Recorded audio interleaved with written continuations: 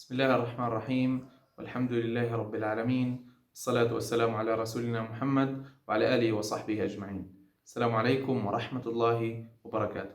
معكم الدكتور محمود المقيد. إن شاء الله في هذا الفيديو سنتحدث عن أسباب السعال والمضاعفات التي يمكن أن تحدث بسبب السعال. تابعونا.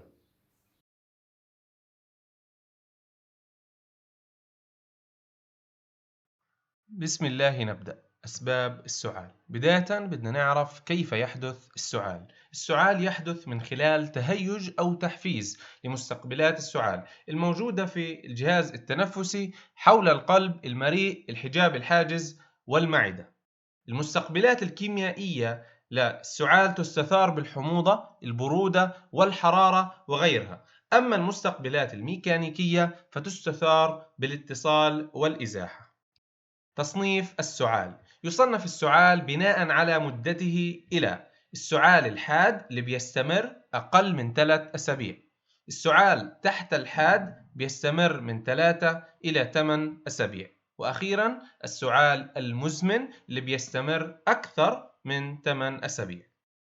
السعال الحاد هو السعال اللي بيستمر لأقل من 3 أسابيع، وأشهر سبب له هو التهابات الجهاز التنفسي الحديثة زي الزكام أو الإنفلونزا أو غيرها. من الأسباب الأخرى للسعال الحاد تفاقم المرض الرئوي المزمن، يعني شخص يكون عنده مرض رئوي مزمن ويصير تفاقم له فبيصير سعال حاد، أو مرض ذات الرئة أو الجلطة الرئوية.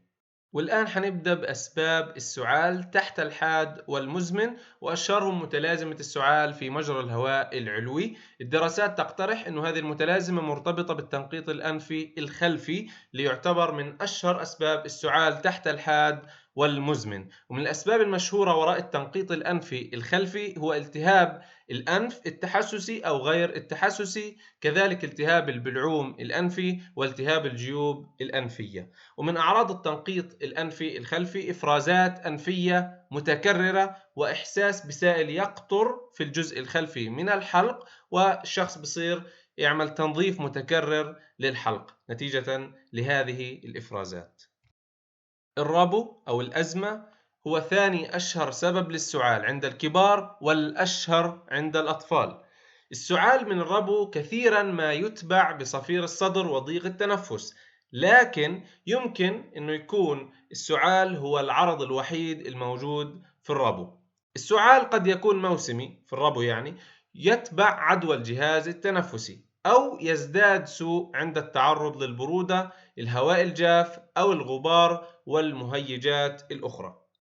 يرجح وجود الربو عندما يكون هناك تاريخ عائلي للربو، يعني الشخص يكون مثلا أبوه، أخوه، أمه في عندهم ربو.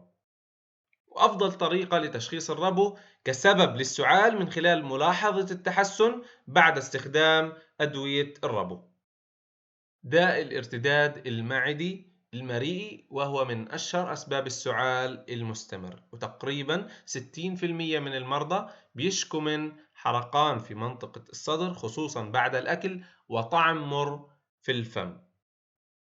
عدوى الجهاز التنفسي. السعال بعد الالتهاب الفيروسي أو بعض أنواع البكتيريا ممكن يستمر لأكثر من 8 أسابيع.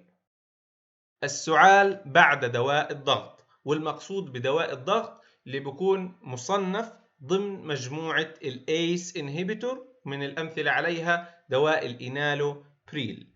السعال بيكون بدون بلغم، يحدث عند 15% لمن يتناولون هذا الدواء، وعادة يبدأ السعال خلال أسبوع من تناول الدواء، لكن قد يصل بدء السعال إلى 6 شهور من تناول الدواء، وعادة يظهر مع شعور بالدغدغة والحكة في الحلق.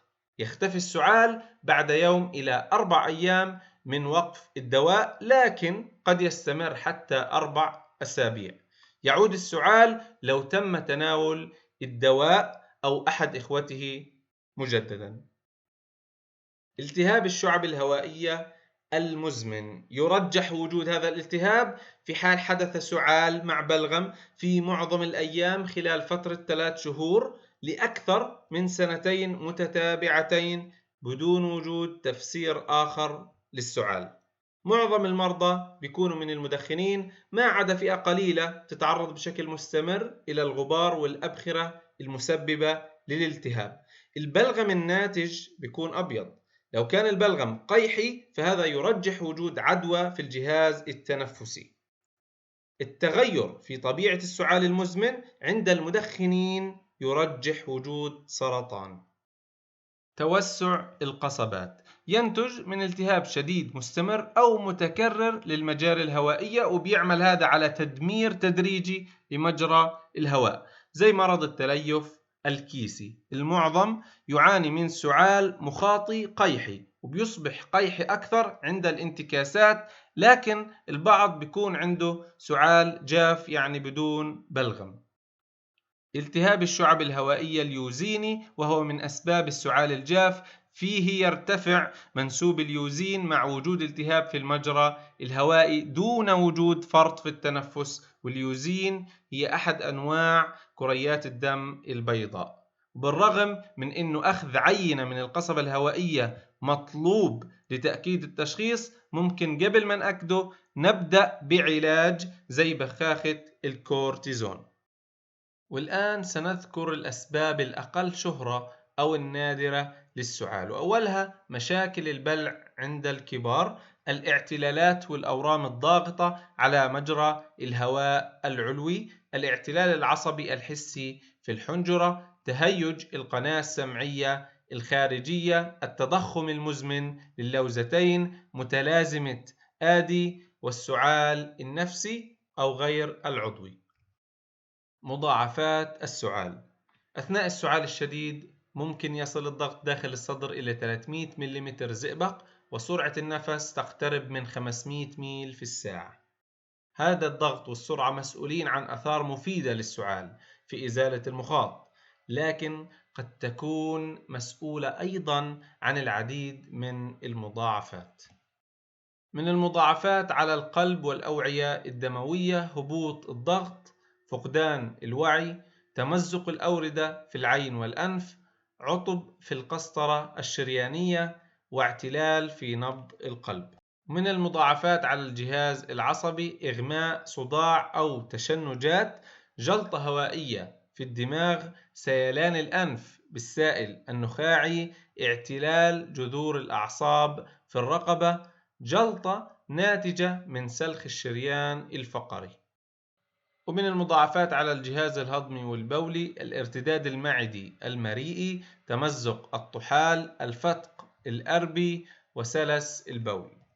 ومن المضاعفات في الجهاز التنفسي: النفاخ الرئوي، صدمة في الحنجرة، انتكاسة في الربو، فتق رئوي بين الضلوع، وكسر ضلع القفص الصدري. ومن المضاعفات الأخرى: تمزق العضلات، نزف تحت الجلد، اختلال الجروح الجراحية، الخوف والقلق المستمر من الأمراض الخطيرة.